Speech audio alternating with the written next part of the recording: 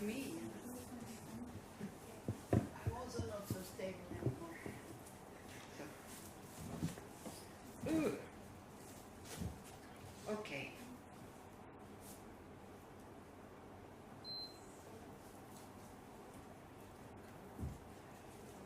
So we will do a contemplation on these 2 points. The purpose, hopefully it's clear. First we get very happy about the situation that we have. We start to see its rarity, its preciousness, because it is only with a situation like this where we don't have to do negative karma in order to survive that we can make progress on this path. And then the second point is that it will not last, that it's fragile. Okay? So first we'll just do some silent meditation, maybe 10 minutes. The method you did this morning, or if you have your own meditation practices.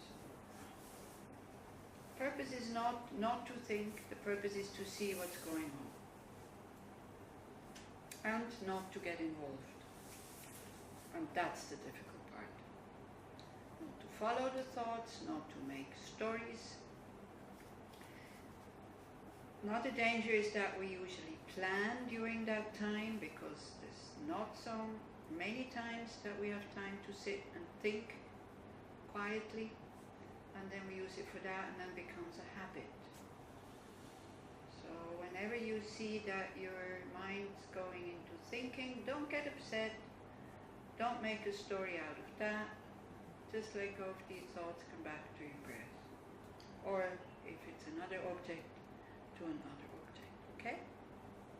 So basically it's doing nothing, only watching.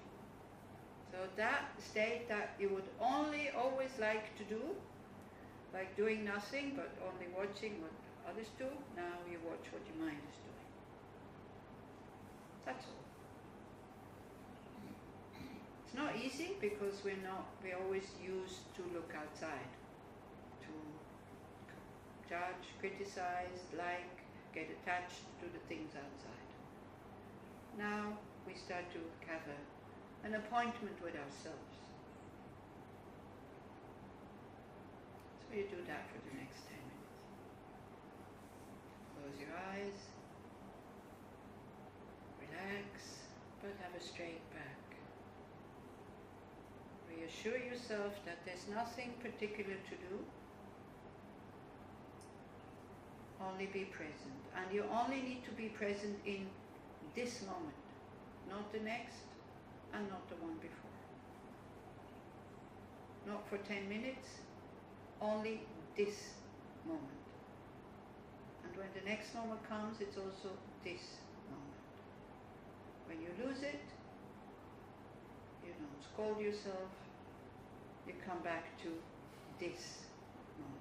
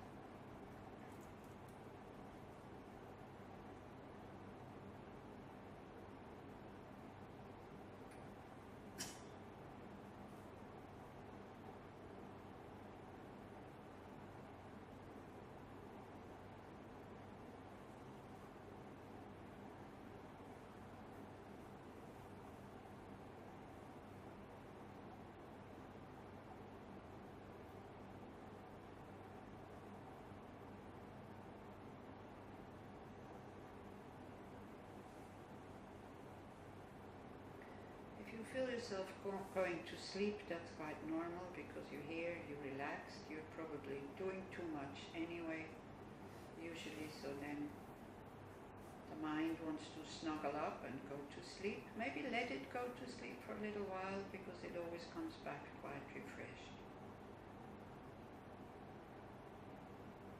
If you have the ability to make a step out of the sleepiness and watch the sleepiness as your object, then it might also help. But try not to feel bad about it and see it as a very normal thing.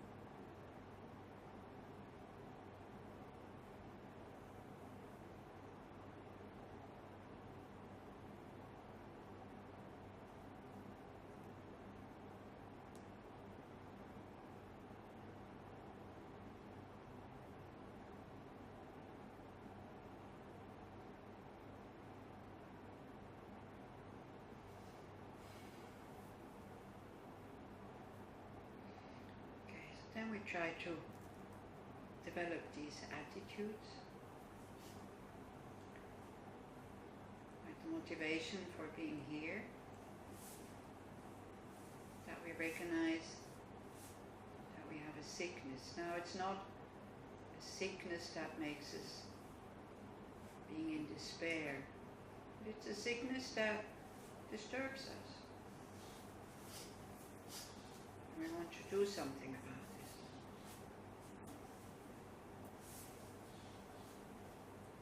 The purpose of spiritual practice: to heal the negative emotions, to recognize them. But especially, what is very important, to see that we can be healthy. We have moments when we can be free of anger and attachment. We have objects and people that we can look at without any attachment, without any aversion, seeing them as fellow human beings, seeing them that they don't want to suffer, they just want to be happy, just like me. We have these moments.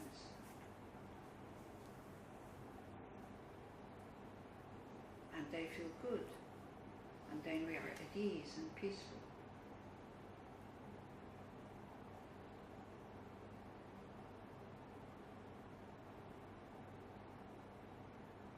So this is the state that we want to attain.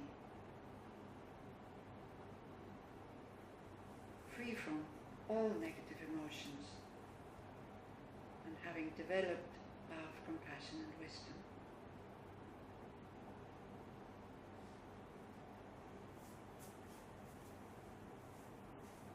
One sees the Buddha as the doctor. Now, if this is your first course, then you treat that doctor the same way as you would treat the doctor that you go to see for the first time. First of all, you're happy that there is a doctor, and you listen to that doctor and you try to put into practice what the doctor says, and then if it works, if you find it meaningful, then you develop trust.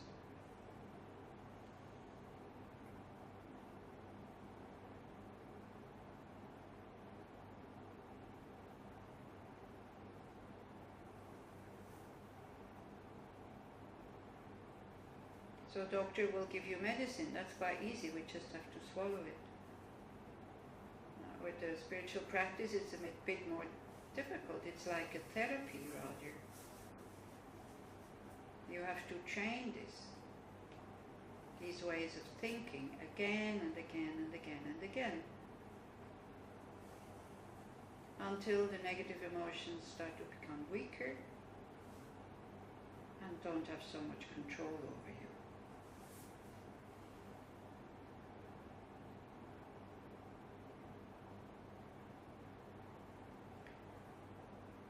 But what is more important is that we concentrate on the purity of the mind instead of concentrating on the sickness of the mind. You go to see a doctor because you know you can be healthy.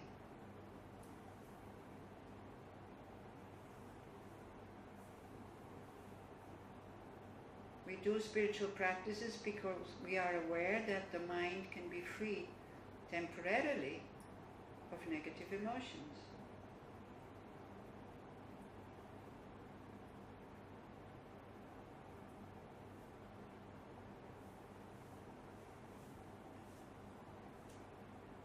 And what will bring that about is our practice.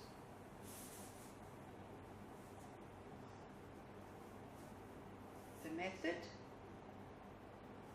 the movements that we are making is the Dharma. Teachings of the Buddha.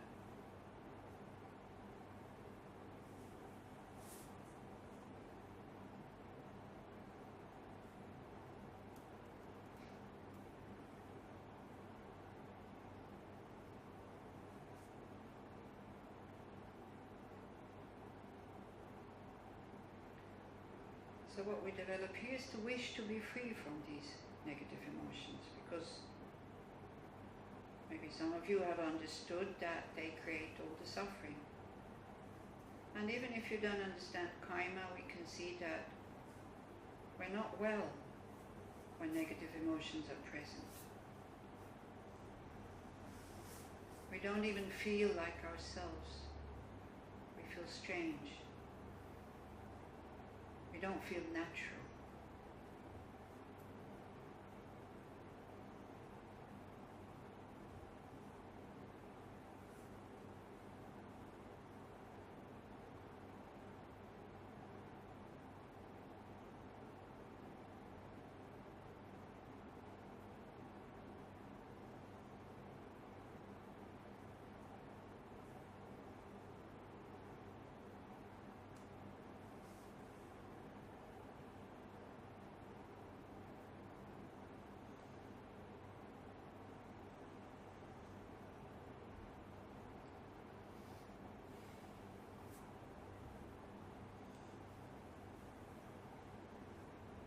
A state of mind where negative emotions do not have much chance to arise is when we are grateful, gratitude.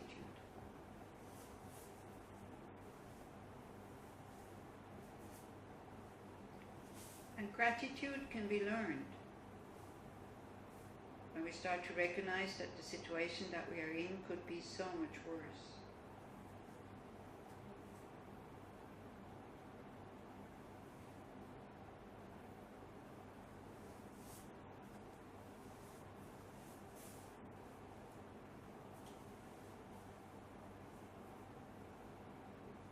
Now we can start to think that we can be really grateful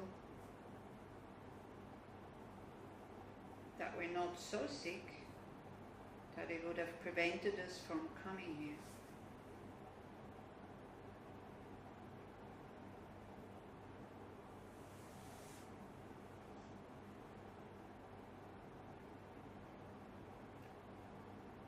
Or even, let's say, temperature outside has to do with that also, the place where we are reborn.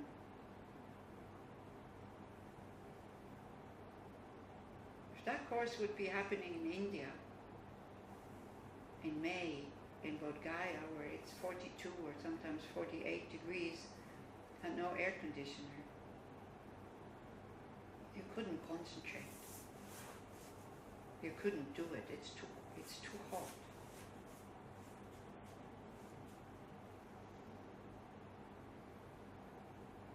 So we appreciate that. Might be hot outside, but it's bearable. On top of it, we have air conditioning.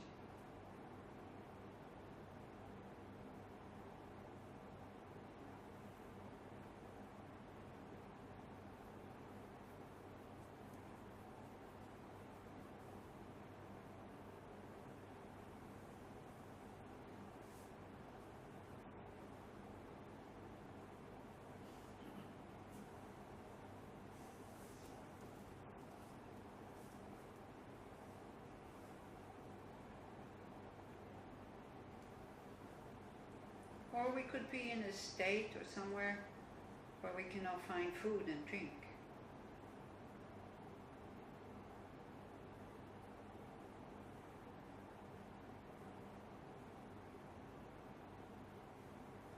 When we have to look for these very basic necessities, we don't have time to look after the mind, to sit and meditate.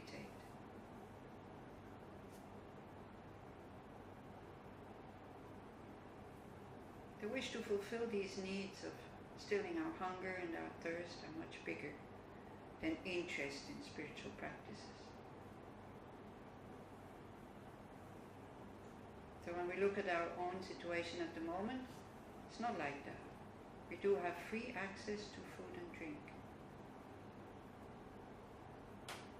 Not everybody has. So this is making life really possible and fairly easy.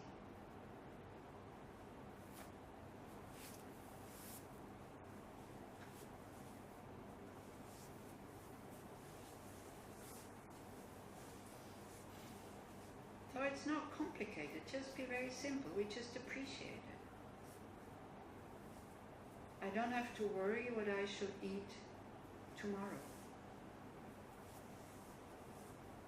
Maybe what you shall eat tomorrow you will have to worry if you're very fussy about your food. But that you will eat tomorrow for the moment, and especially today, that is certain. We're so fortunate.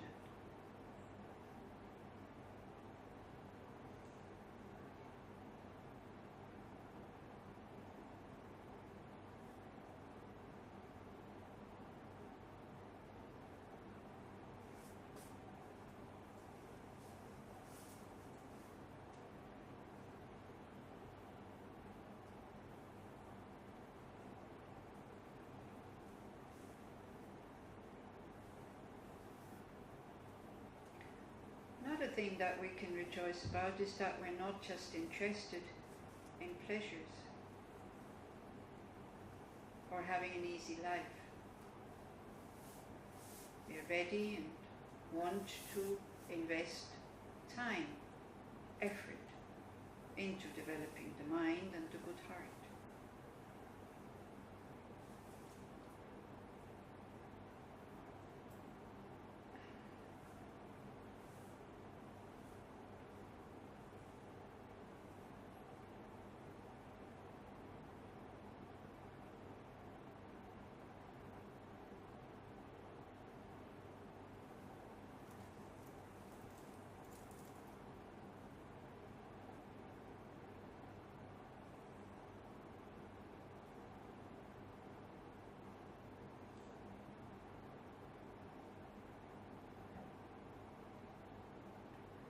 We're also quite fortunate, and I know that might sound strange, that we are not too well, not too rich, not too healthy, not too famous.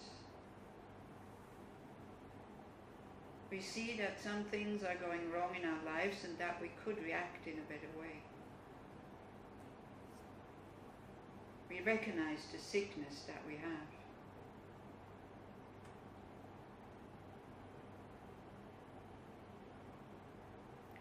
If you have a regular spiritual practice or a regular meditation practice, just look what keeps you away from the cushion in the morning.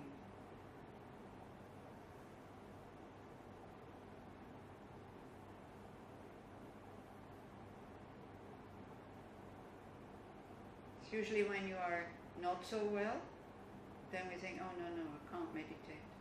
I have a headache, I'm depressed, I'm sad. My back is aching, I have a fever. It needs so little to keep us from the daily practice of sitting on the cushion for a while.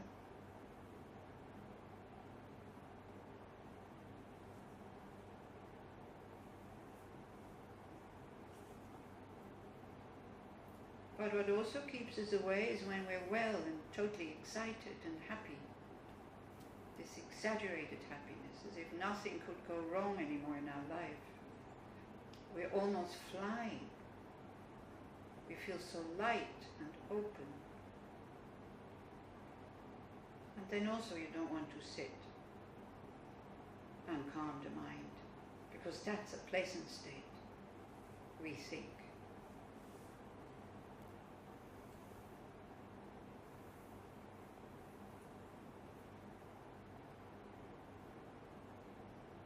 So at the moment we seem to be free from these two extremes.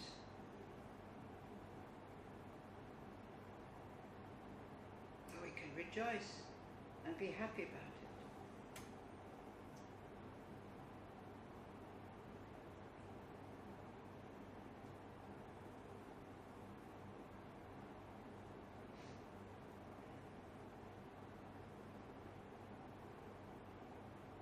Some other factors that we need to be free from. We need to be free from having a mind that doesn't understand.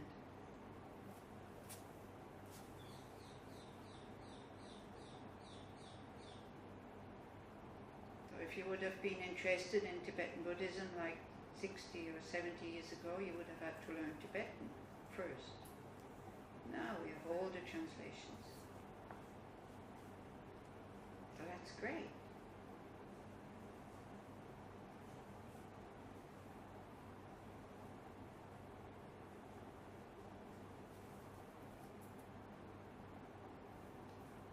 You need to be free from being living or born in a barbaric land, it's called. A barbaric land is where spiritual practices are not allowed, where you would be prosecuted.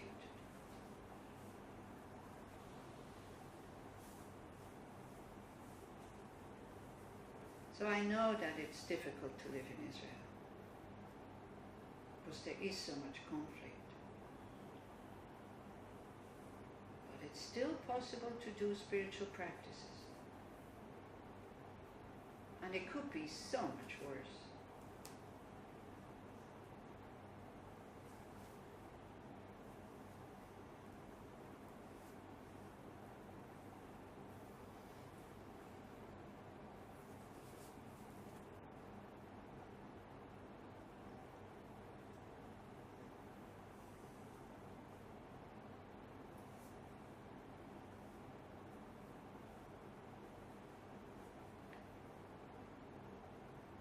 Another thing that we have to be free from is like having no trust in our own potential.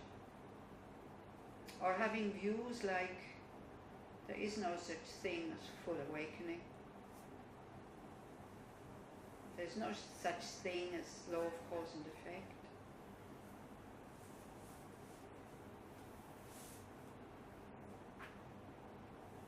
There's no such thing as the methods how to attain that state.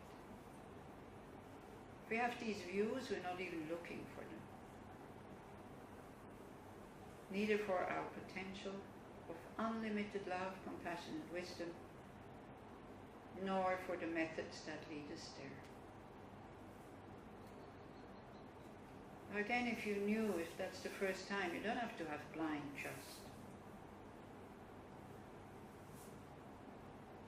Slowly, we develop the trust that comes from experience. We listen, we think about it, we meditate on it. As you go along the path, then this trust will develop. What you need at the beginning is just the trust that I will try this out.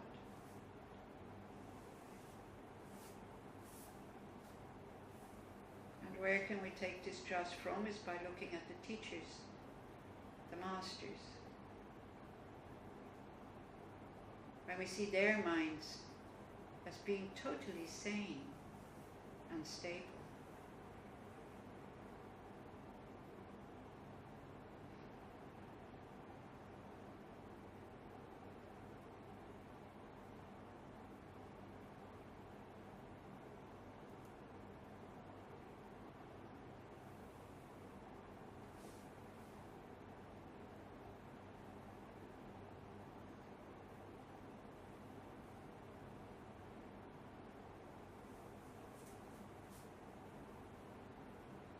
If you have a teacher, then just briefly think about this person. Think how it makes you feel. And see how important that person is in your life. And then just appreciate having contact with such a person. It's quite rare.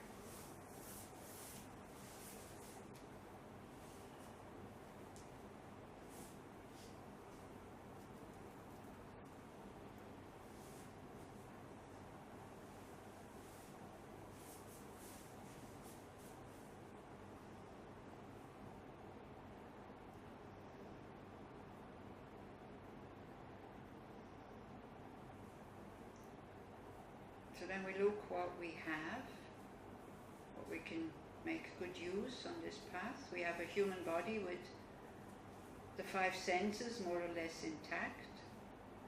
Again, they're very fragile.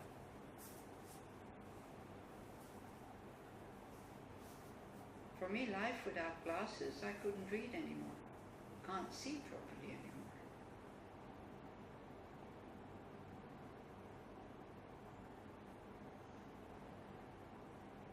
I also don't hear so well, so I have a hearing aid. The only thing is I don't put it in. have it.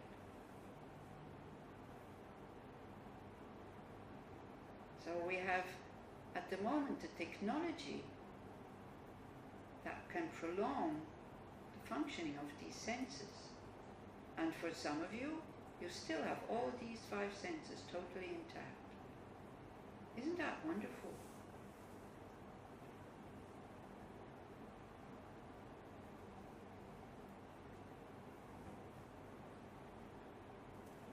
Or just the fact that we can walk. We don't have to be carried. We can go wherever we want to go.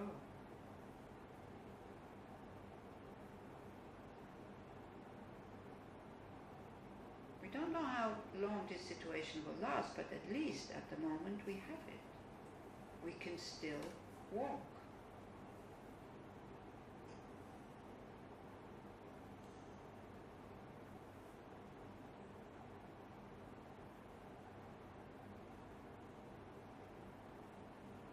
Then we have access to teachers, teachings, companions around us that practice. Monastic communities who make it their only purpose of life to practice these teachings.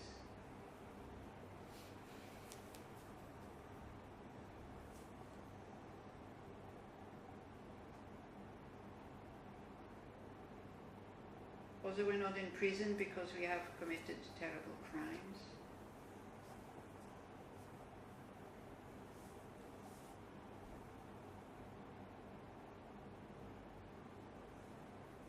We have means of transport to come here, sometimes not our own, but still somebody took us, or it was our own card. We have a building where we can practice in, pillows we sit on, beds we sleep in, showers that we can take, and so forth. So in this contemplation we start to gather everything that makes it possible for us to practice. And for the moment we just rejoice, we're just happy about this.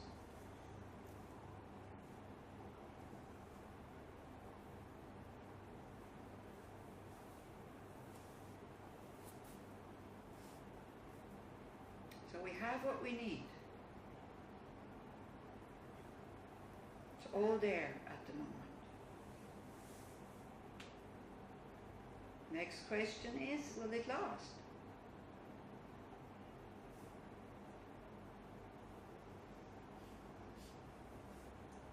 It will not, because of impermanence.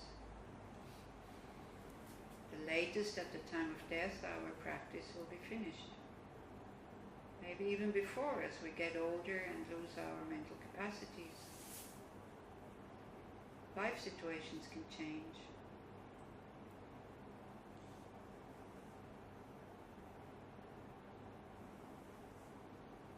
And we have this very strange idea that we will only die once we are old. We're pretty convinced about this.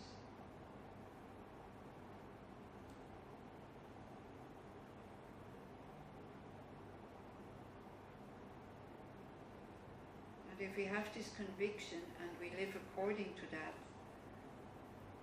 that's why we waste our time. That's why then we have to die with regret.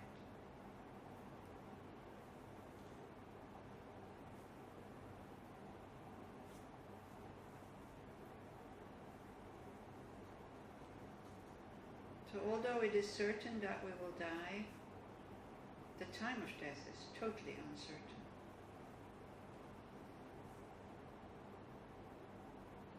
But we hardly ever take that into consideration when we make plans.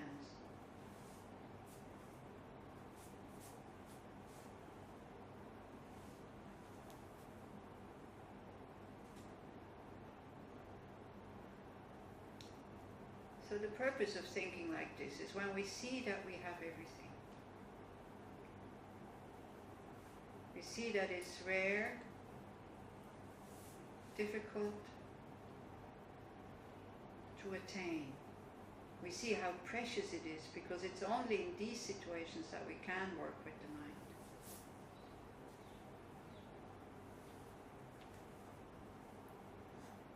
Seems like having the perfect gift.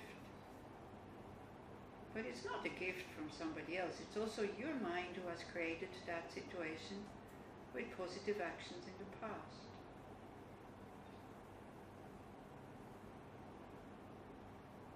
So it was hard to get, so we want to make good use of it.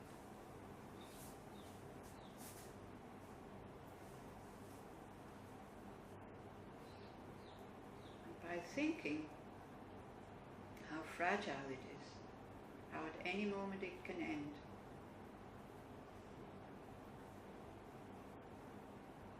it will make it much easier to use it in a beneficial way.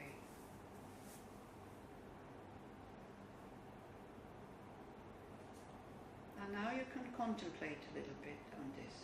But what kind of mind state would I like to die? Who do I want to be there when I die?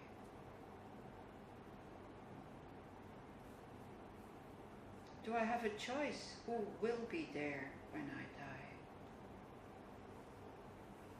And how about if I do these practices already now, so that at the time of death, whoever wants to be there is okay for them to be there.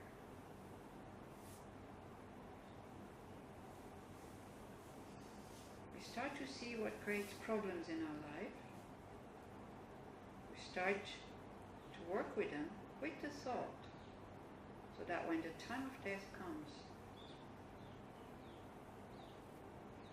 in order to be peaceful, I will not depend on outside conditions, but I can take refuge in my Dharma practice.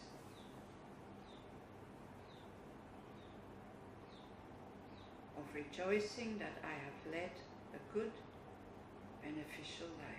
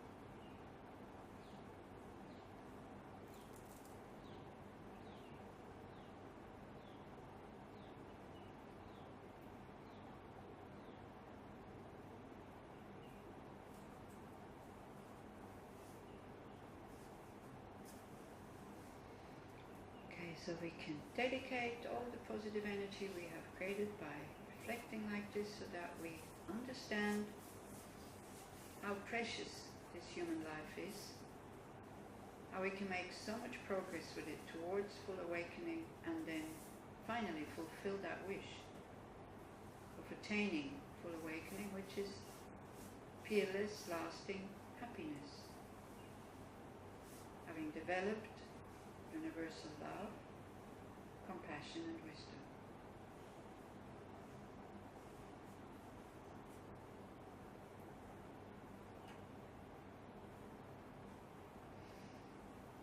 Okay, then you can relax.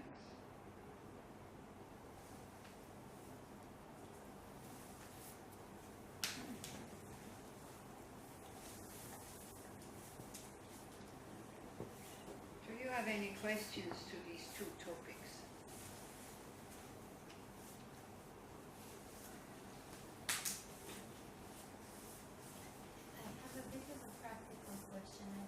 These two topics? To the last part of the meditation. If you are feeling attachment to a person that you would like, that you said to, for example, to your teacher. So, example. Oh, I didn't say I had attachment for my teacher. You said that when you. I said I would like him to be there, not because of attachment, but because he will be of help. Not because I don't want to separate from him, but because I want him to help me. You know, I go and see a doctor. I don't have attachment to the doctor, but I like the doctor. And then when he has helped me, I separate from that doctor, and that's it. No, I said I saw that this would be unrealistic. He would not be able to help me. Why? Because he would probably not be around anymore. And it's true, he's dead, he's not alive anymore. That's what I understood. But it's good when you see, you know, when you're very attached to people and you have to die and they're in the room, that's terrible. Because you don't want to go. So it's better to leave the person to die alone? Okay, yeah. Yeah. There is this 10 ways you want to die, I think from Milarepa, like let me die like a stray dog that nobody knows in the wilderness and nobody will find me so I can die in peace. Look at this example. Do you feel pain sometimes when you go away? Okay, from somebody. How does it feel when they are around and they come with you to the airport and they wave and you 7 times you look back and this, oh, I have to go. How does it feel? Worse. Terrible. How does it feel when nobody's up in the morning, you have to go early, you call a taxi, you go in the taxi, you go to the airport, where's the pain? If it's there, much smaller. This is why, you know, attachment to friends and family, you won't be able to help at the time of death. You see, we rely on them so much. Whenever we don't feel well, we run to them. And it helps. It makes us feel better. We feel understood and supported and loved and this and that. And when you are at that door, that you become aware, I will never see them again in that form. It is going to be very painful if you don't prepare for it. And on top of it, if you have had, like, you know, unpleasant situations with them, it's even more difficult. So this is why we work with relationships. Not being attached doesn't mean you don't like anybody. Not being attached means you're not dependent on them. And also it means that for your happiness. It also means that when they are happy, and you are not the cause for their happiness, makes you very happy. That is what is called love. Attachment is, oh, I love that person so much, but I have to be the person who makes the